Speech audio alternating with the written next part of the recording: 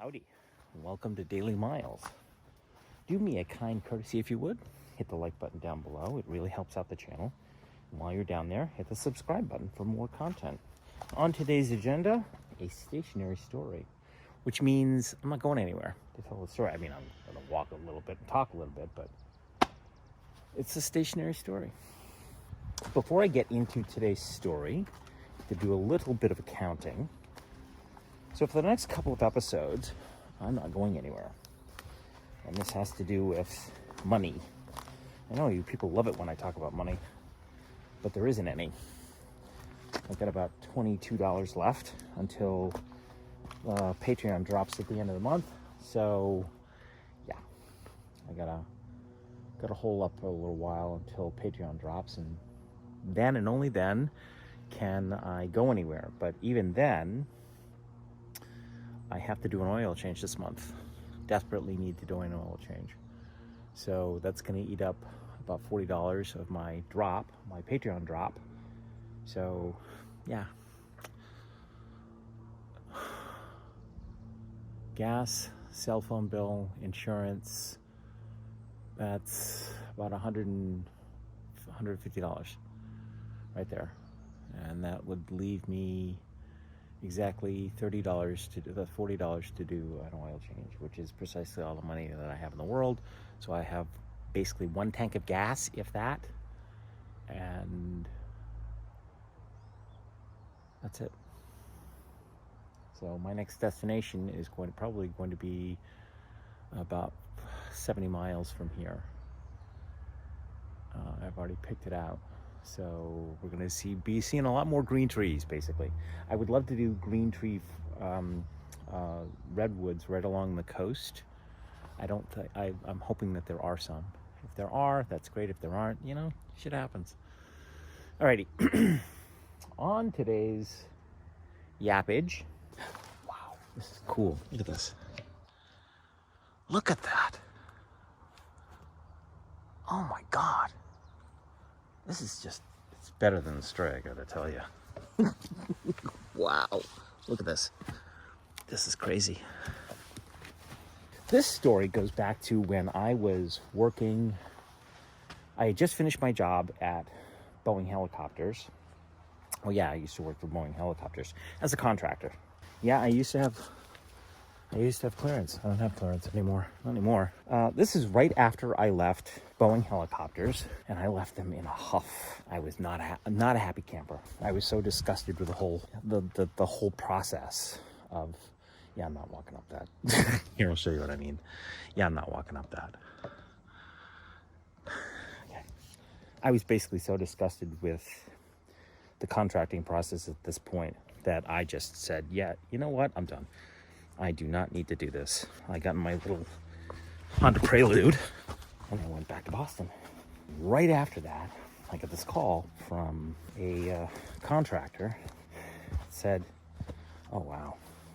Ooh, toys, looky. Yeah, I'm not doing that. Wow. Yeah, that's not the waterfall. But it's kind of sort of cool though. Let's go that way.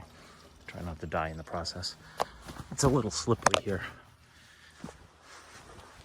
So I got this call from a contractor. Said, I have a project for you, and they requested you specifically. And I said, me specifically? He's like, yeah. I guess you did some work for them at Boeing. And I immediately slammed the door. I said, nope, not doing that. He's like, they're paying your day rate. And at that point in time, my day rate was $1,000 a day. I'm like, yeah, not doing it. Not doing it. Not today, not tomorrow, not next week. Not gonna happen. The skywalk. That's what you're hearing right now. People walking on the skywalk, and I can't afford to go up there, so it's like $24 to go up there. Looks fine from right where I am. So the contractor tells me that this client wants to pay me my day rate. And I'm like, that dog's not gonna hunt. So he says, what do I tell him? And I says, you can tell them whatever the fuck you want to, but I'm not doing the job. Oh, wow, cool. Look. I like little dark caves. Hopefully there are no little dark animals in said dark cave. Oh, wow, cool. Eek. Lots of little bugs here. Nope. Okay. We're done. That's enough of that. I hang up the phone, and I don't think anything of it. About 45 minutes later, phone rings, and it's the same contractor. I'm like, dude, I told you I don't wanna. He says they tripled their offer. I said, what? He said, yeah. They tripled their offer.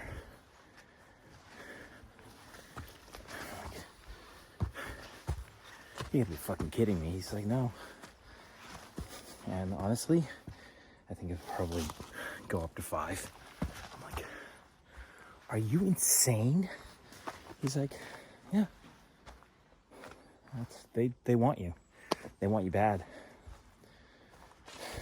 How high do you want me to go? I said, dude, I told you I'm not doing the job. It doesn't matter what it is. I don't want to do it because it's DOD. And he says to me, Miles, at some point, there's a price that you are willing to pay to take the job. What's your out? I said, fuck. 5,000 a day. He says to me, I can do that. Hangs up the phone. He said, and sure enough, 10 minutes later, he says, tomorrow morning you'll have a transport arriving at your door, packed for 6 weeks at minimum. That's a little short notice. He says they're giving you an extra 10,000 as the signing bonus. Leave your cell phone and any communication materials behind. You're not allowed to bring a laptop or anything. And I went, that's insane. He says, that's the deal. You taking it or not? And I went,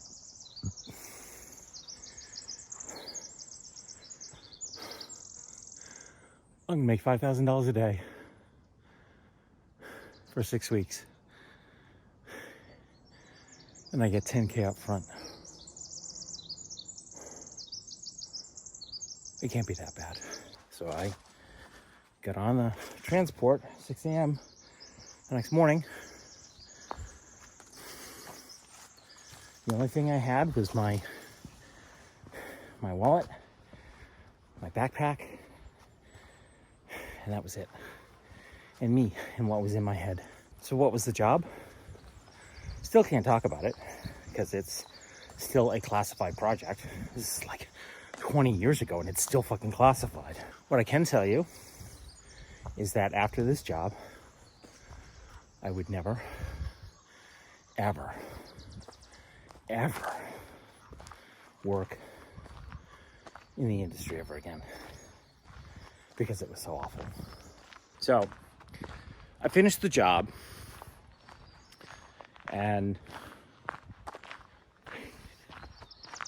I came home, and it took me about 3 months to decompress from what I was doing, what I had done.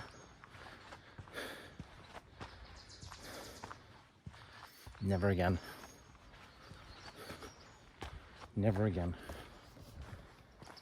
I will never, ever do that job.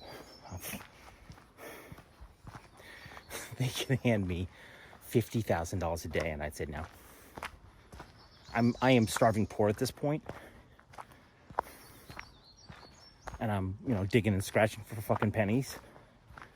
But if I had to do that same job today, nope, not doing it. Not today, not tomorrow, not next week. Later on, I'm going to tell you the Boeing story, which is a lot more fun if I haven't already. It's a lot more fun. I think I actually have already talked about the Boeing story. If I haven't, well, then you're going to hear it again, because it's a really good one. Alrighty, that is enough yapping from me today. Today's appreciation goes to Gayle, Gayle. Gayle I've known for, good Lord, how long have I known you? Jesus, 9 years? I think that's right. I met Gayle through tango, another Gayle through tango, and the first time I danced with her, she was just loads of fun. She liked to play. She got all my tango jokes. Believe it or not, they're tango jokes. She got all my tango jokes. And then over the years, as time went by, every time that I was in New York and I'd see her on the floor, I'd ask her for a tanda, and we'd end up dancing one or two tandas, which is not uncommon. And because Gayle became a very capable teacher in her own right, and very, very extremely talented dancer. Oh my God. She used to do this show with one of my dear friends, Sid. And Sid and Gayle, absolutely fabulous. And Sid is an amazing performer anyways. But add Gayle into the equation and it's just like off the charts amazing.